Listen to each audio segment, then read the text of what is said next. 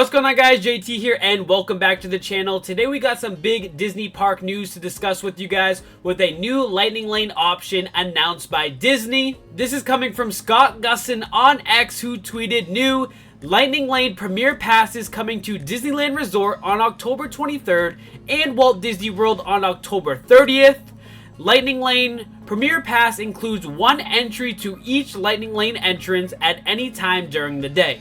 Alright guys, so this is going to be the third option for Lightning Lane. The first one is the single pass, where you can purchase access to one really popular ride. Those rides include Rise of the Resistance at Hollywood Studios, Guardians of the Galaxy at Epcot, Flight of Passage at Animal Kingdom, and then Tron and Seven Dwarfs Mine Train at the Magic Kingdom.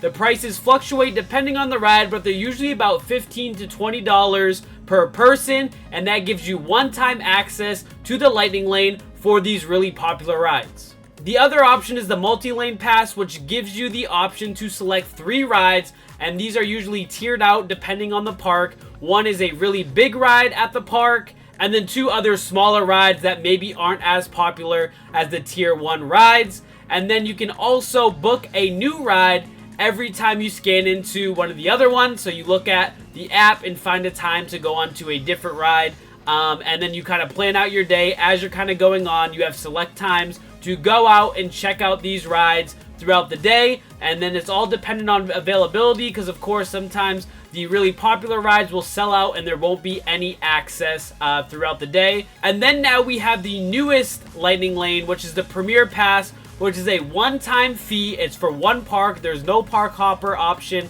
like you can have with the multi-lane pass or the single pass. This is just for one park in a day. You pay a flat rate for the whole day, and the nice part about this is you don't have to do any planning. There's no getting certain times and then going onto the app and checking what's available after that. You can go on all of the rides at least one time throughout the day by just scanning in, and that is now going to be called the Premier Pass. And this is a lot like the fast lane systems in a lot of theme parks around the world, where you just get access to go onto any ride through the fast pass lane throughout the day. Now this option really, guys, isn't for, your average Disney fan like myself or maybe some of you guys out there. This is definitely a premium pass and is definitely really expensive and not really affordable for us normal, Disney fans out there that are just trying to budget and go out to the theme parks. So you're going to be looking at, for Walt Disney World, one park ranges anywhere from $129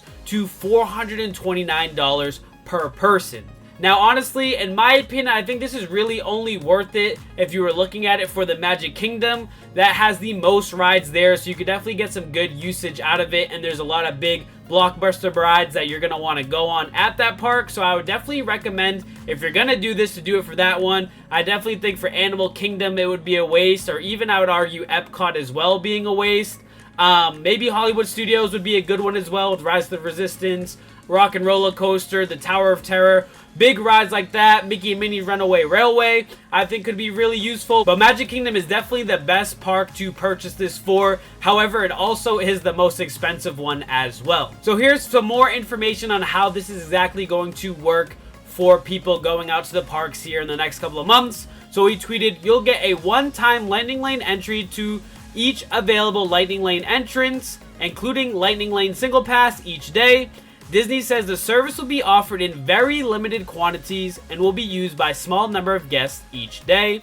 So on the Walt Disney World side here, we'll kind of focus on that side. The Lightning Lane Premier Pass, it debuts on October 30th, available to guests to Disney Deluxe, Villa, and DVC hotels.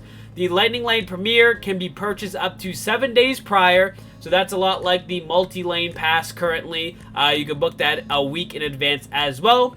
The price is for one park, one Lightning Lane per ride for one day. So if you really like, for instance, Guardians of the Galaxy and you have this, you can't just keep spamming and going on Guardians of the Galaxy. You can only go on that ride once in that day. Now, it sounds like you're still going to be able to participate in the virtual queue as well as the single pass as well. So if you want to spend some more money and purchase the single pass to go on the ride, you can definitely do so, or participate in either the virtual queues there at 7 a.m. or 1 p.m. as well. but the prices will vary by date and theme park. So Animal Kingdom, which I definitely don't think this is worth for, just with not having a ton of rides there, and it's usually a park you can get done within a half a day, is anywhere between $129 to $200 plus tax per person. Epcot, a little more there at $169 to $249.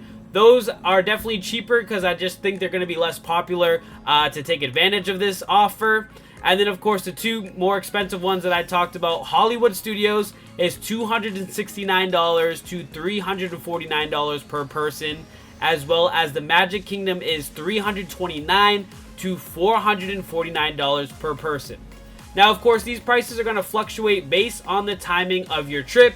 If it's during a busy vacation holiday kind of season, expect to see the higher prices in that price range. If it's during the more slower times at Disney World, maybe in the winter or something like that, or just a slower time away from the holidays, away from when the kids have vacation time and stuff like that, then you're probably going to see the lower price categories being used. But like I said, this really isn't made for your average family that is going to Disney and looking to use a fast pass system. That is still going to be the single lane pass and the multi-lane pass, but the only thing with that is you really need to do your research to get the most out of your money, how to use the app, how to book the times, modify times, stuff like that. This is really for the ease of customer that isn't afraid to pay more of a premium, to not have to worry about booking and planning out their whole vacation, just showing up, going on whatever ride they want throughout the day at their own time. They don't have to make sure they're in a time window or miss their lightning lane or anything like that. They can just go whenever they want throughout the day and don't have to worry about it at all,